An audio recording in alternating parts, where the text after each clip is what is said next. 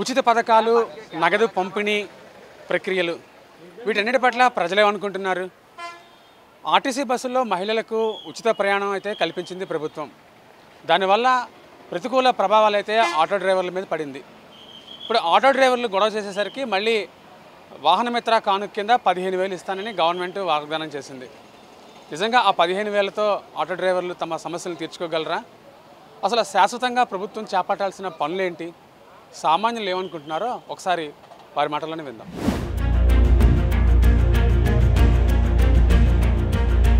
పొద్దంతా కష్టపడి 1000 రూపాయలు కష్టపడుతున్నాడు. డీజిల్కి 500 ఇచ్చి అద్దె కట్టుకొని ఏమి తింటారండి వాళ్ళు? 15,000 ఎందుకు ఇచ్చి ఎన్ని రోజులు తినేస్తున్నామని అది మనం ఆయన ఇంట్లో సొమ్ము ఇవ్వలే. గవర్నమెంట్ ఇచ్చిన మాలాటోలు ఉద్యోగస్తులు బుర్రల మీద అంతా లాగించేసుకొని ఆ డబ్బులు ఆటో వాళ్ళకి ఇస్తున్నాడు. 15,000 రూపాయలు అంటే రోజు వచ్చి 42 రూపాయలు పడుతుంది. 42 రూపాయలతో బతికేగలమా?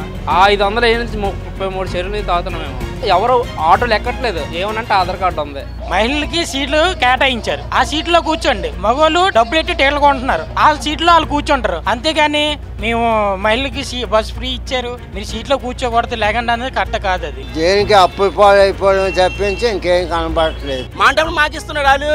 రాజకీయం అలాగా అంటారు, రాజకీయం ఎక్కిన తర్వాత అలాగ అంటారు సార్. రాజకీయం అయితే ఇంకో లెక్కలో ఉంటుంది. లేడీస్లకి 18,000 వేస్తానన్నారు, వేసారేటండి, వేయలేదు. వాళ్ళు కూడా కష్టపడుతున్నారు కదా. ఇప్పుడు పిల్లడు ఎన్ని రోజులు తినేస్తామో 15,000 చెప్పండి.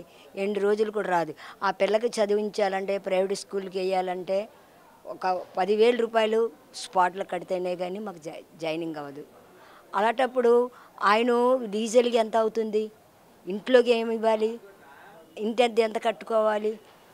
అసలైనవి మనకి పెట్రోలు, డీజిలు, నైజు, వైద్యం డాక్టర్ గారికి మనకి ఫీజులు తక్కువ చేసినట్లుగా ఉంటే మరీ కోరుకుంటున్నామండి. అది మాకు కావాల్సింది. ఈ వయసులో కష్టపడుతున్నామంటే మాకు జరక్కే కదా ఇక్కడికి వస్తున్నాం.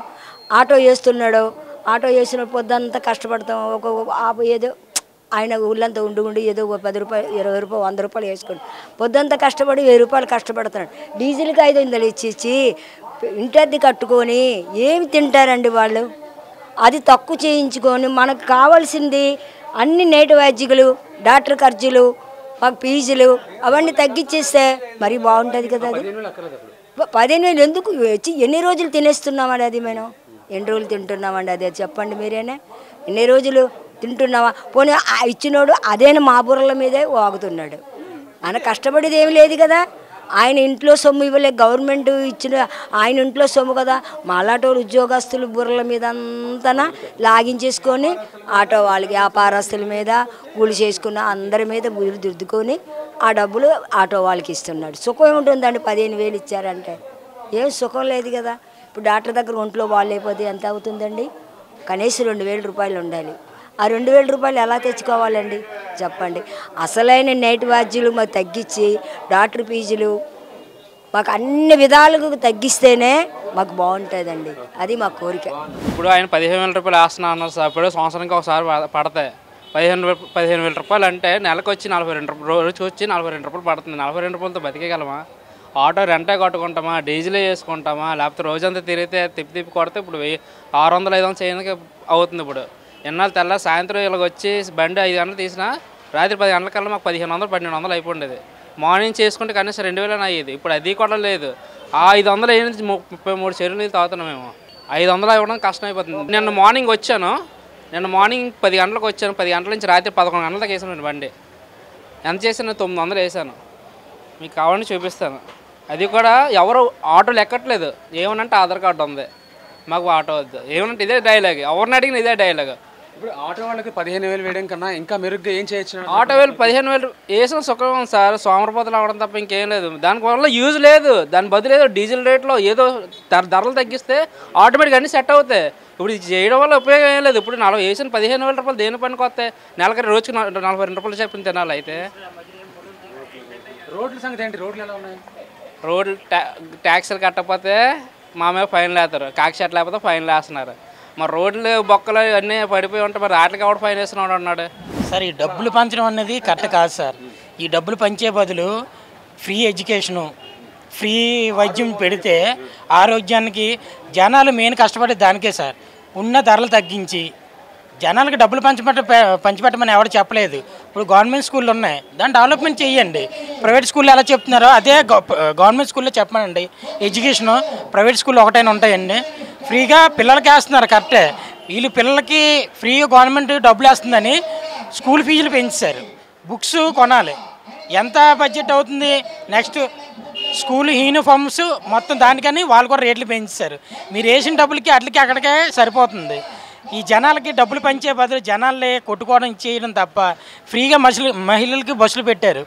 ఆల్రెడీ ఈ సీటు ఒక మగతను సీటు టికెట్ తీసుకుని సీట్లో కూర్చున్న అతన్ని, సార్ మాకు మహిళలకి బస్సులు ఇచ్చారు, మీరు ఈ సీటు ఖాళీ చేయండి అని మొన్న ఇక్కడ ఇష్యూ అయింది. అది కరెక్ట్ కాదండి. మహిళలకి సీట్లు కేటాయించారు, ఆ సీట్లో కూర్చోండి. మగవాళ్ళు డబ్బులు ఎట్టి టికెట్లు కొంటున్నారు, ఆ సీట్లో వాళ్ళు కూర్చుంటారు. అంతేగాని మేము మహిళలకి బస్సు ఫ్రీ ఇచ్చారు, మీరు సీట్లో కూర్చోకూడదు లేకుండా అనేది కరెక్ట్ కాదు. అది తప్పు అసలు. 15,000 ఆటో వాళ్ళకి ఇస్తున్నారు కదా, అది సార్ 15,000 ఆటోకి వేస్ట్ అండి. అది కరెక్ట్ కాదు. వాళ్ళకి 15,000 వేసి బదులు శుభ్రంగా డెవలప్మెంట్ చేసి రోడ్లు అవి క్లియర్ చేసి అలాంటి పనులు చేస్తే ఉపయోగిస్తే పని చేస్తారు తప్ప ఆటోలకు 15,000 వేస్తున్నారు. కాకి చొక్క లేకపోతే 1035, రాంగ్ పార్కింగ్ చేస్తే 2,500 ఎంతో. అంత ఫైన్లు వేసే బదులు అవి తగ్గించి వేరే దానికి దేనికైనా ఉపయోగించవచ్చు కదా. రోడ్లు పరిస్థితి కూడా చాలా అక్కడక్కడ బాగాలేదు సార్. మీరు చెప్తే నమ్మరు, మన LIC బిల్డింగ్ దగ్గర బ్యాక్ సైడ్ రోడ్డు మరీ ఘోరంగా ఉంది. దానికి ఇప్పుడు వచ్చి ఎవరో పరిస్థితి పట్టించుకోలేదు. బోర్డు మటుకు అడ్డంగా పెట్టేశారు వెహికల్స్ వెళ్ళకూడదు అనేసి. ఇంకా అంతకు మించి ఏం చేయలేదు సార్. ఇలాగా బస్సులు ఫ్రీ ఇచ్చి ఆటోలు కేసి బదులు ఏ ధరలో తగ్గించి సరుకుల మీద చేస్తే అది ప్రజలందరికీ ఉపయోగం ఉంది. ఒకరికి ఇచ్చి ఆటోలు కేసి ఇదంతా ప్రజల మీద భారమే కదా పడుతుందండి. ఇంకేం ప్రభుత్వం అండి. అప్పుడు అతను 10,000 అంటే ఇప్పుడు 15,000 అంటే పోటీల మీద.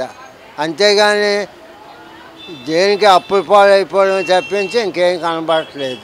ఇది అంటే మీరు కట్టిన డబ్బులే అలా ఉపయోగపడుతున్నాయి కదా. అంతే కదా, మేము పన్నులు కట్టినవి, మేము ట్యాక్సులు కట్టినవి వాళ్ళకి ఉపయోగపడుతున్నాయి. ఎవరు కూడా సొంత సొమ్ము ఇచ్చి ఇదేం లేదు కదండి. చాలా చోట్ల రోడ్లు కూడా బాగుంటలేదు, మరి ఆ ఖర్చు దాన్ని పెడితే బాగుంది అనిపిస్తుంది. అదే సార్, అలాంటివి తినే వస్తువుల మీద ధరలు తగ్గిస్తే ప్రజలు కూడా సంతోషిస్తారు. ఇది అంటే ఇది పద్ధతి కాదు. అంటే అతను ఏదో చేశారు, అతనికంటే మేము ఇచ్చేస్తాం అని అనిపించుకోవడం తప్పించి ఇదేమి ఇది కాదు. అంటే సార్ బస్సు పీ పెట్టాడు. ఏ బస్సు పీ పెట్టారండి? ఏ బస్సు పీ పెట్టారు? 6 గంటలు రేటింగ్ ఉండాలా బస్సు పీ బస్ అంటే పీ బస్సు ఏంటి ఉంది? 6 గంటల రేటింగ్ డిస్టింగ్ కాయాలి. 6 గంటలకి ఈ బస్సు వెళ్ళిపోతే ఇంకా 6 గంటలు రేటింగ్ కాయాల. సుఖం ఎందుకండి? బస్సు ఎందుకు పెట్టారు సార్? ఆటో వాళ్ళకి ఇబ్బంది పెట్టారు. ఆటో వాళ్ళకి బాగా ఇబ్బంది పెట్టారు. వీళ్ళు పిల్లలు అందరూ ఉన్నారు, కష్టపడి ఉన్నారు, పిల్లలు అందరూ ఉన్నారు, మనవలు ఉన్న కుటుంబంలో ఉన్నారు. ఈ ఆటోతోనే బతుకుతున్నారు వీళ్ళు. ఇప్పుడు ఆటో వాళ్ళకి 15,000 ఇస్తారా? సరిపోతుంది? ఎక్కడ సరిపోతుంది సార్? మాంటప్పుడు మాకు ఇస్తున్నారు వాళ్ళు. ఇప్పుడు ఇది పైన్లు గీళ్ళు అన్నీ రాసుకుంటప్పుడు వాళ్ళ డబ్బులు వాళ్ళకి ఇస్తున్నారు, వాళ్ళ సొంత డబ్బులు వాళ్ళకి ఇచ్చేస్తున్నారు సార్. 15,000 ఎక్కడ సరిపోతుంది సార్? 15,000 ఎక్కడ సరిపోతుందండి గురుగారండి? అది పిల్లలు మనవాళ్ళకి అన్నీ చూడాలి, కుటుంబం అంతా చూడాలా. 15,000 సంవత్సరం ఇస్తే సరిపోద్దా? సంవత్సరం ఇస్తున్నాడు. సంవత్సరం గ్యాస్ పీ అన్నాడు, సంవత్సరం పీ అన్నాడు, 3 నెలలకి గ్యాస్ పీ అన్నాడు. ఏడిచ్చారు సార్? ఒక బండి ఉన్నది ఏంటని? రాజకీయం అలాగంటారు, రాజకీయం ఎక్కిన తర్వాత అలాగంటారు సార్. రాజకీయం అయితే ఇంకో లెక్కలో ఉంటుంది. భారం పడుతుంది. దానికి ఎందుకు పడదు? పేదోడు చచ్చిపోతారు, ఉన్నోడికి పర్లేదు, లేనోడికే ఇబ్బంది అయిపోతుంది. మరి వాళ్ళు ఎలాగే బతకాలా? కూలీ నాలి చేసిన వాళ్ళు ఎలా బతుకుతారు చెప్పండి? అలాగే మరి ఏదో చూడాలా వాళ్ళకి కూడా. అంతేగాని వీళ్ళకి ఇచ్చేస్తున్నానని వీళ్ళు గవర్నమెంట్ పడకంటే చూసుకుంటున్నారు. గవర్నమెంట్ ఎందుకు పడుతుంది? కొన్ని కోట్లు లెక్క ఇది. ఒకటో రెండా మన విశాఖ ఎక్కడ బెజవాడ నుంచి ఎక్కడ దాకా పంచాలంటే ఆటోలు బోల్డ్ మంది ఉన్నారు. మరి వాళ్ళకి ఎలాగవుతుంది? అదే ఖజానా ఎలాగో పక్కొడుతుంది. శాశ్వతంగా చేపట్టాల్సిన కార్యక్రమాలు చాలా ఉన్నాయి కదా, వాటి జోలికి వెళ్ళకుండా కేవలం ఇప్పుడు వాళ్ళ ఇష్టం అయిపోతుంది, మన ఇష్టం అవటం లేదు. మనం చెప్పింది తింటున్నారు ఏంటి? వాళ్ళు వినలేదు, వాళ్ళు చెప్పిందే వినాలి. మాకు మట్టికి ఇది బాగలేదు. బస్సులు ఫ్రీ ఏంటండి? ఇప్పుడు ఈ రోజులు ఎవడు లేనివాడు ఉన్నాడు? పేదోడైనా సరే ఏదో కాస్త కోసం ఉన్నాడే. వాళ్ళకి ఎందుకు బస్సు ఫ్రీ? ఆడవాళ్ళే ఫ్రీ అంటే 90 మంది ఆడవాళ్ళు ఉన్నారు, 15 మంది మగవాళ్ళు ఉన్నారు.